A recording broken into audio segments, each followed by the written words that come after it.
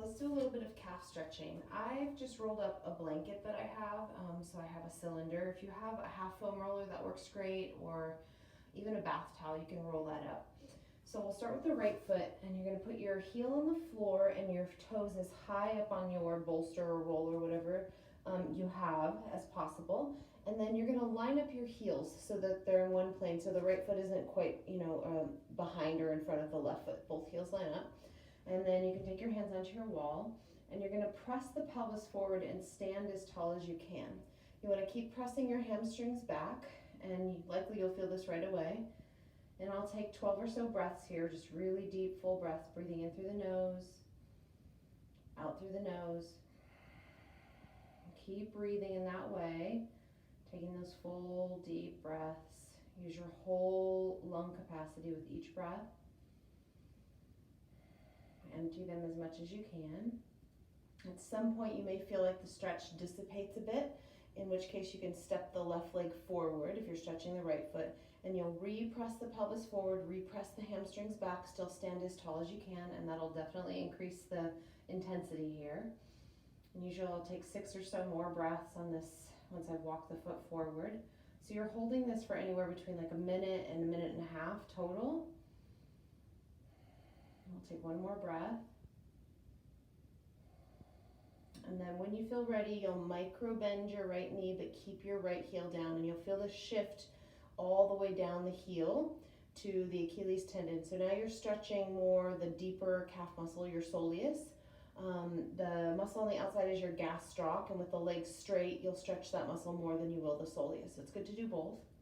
And if you've had like any kind of plantar fasciitis or pain in the bottom of the foot, sometimes the Achilles tendon is the thing that causes the issue. I'm not a doctor, but sometimes that just loosening the calves and stretching them can alleviate some of that pain. It's nice to stretch the calves anyways.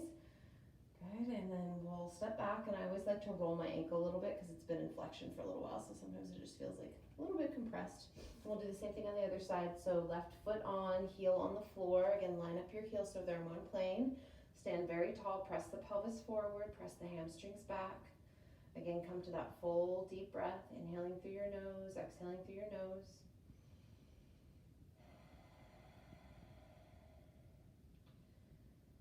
Remember to keep the legs really active, to keep lengthening the spine.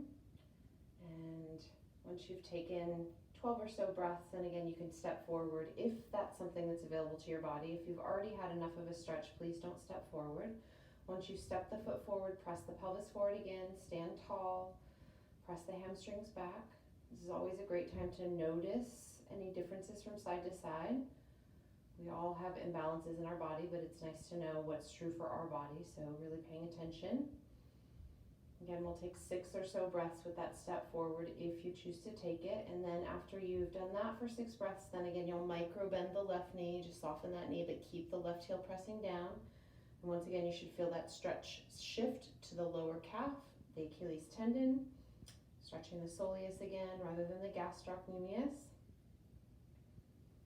And then when I'm ready to release, I'll take a little step back and give that ankle a little bit of a roll. All right, that is calf stretching.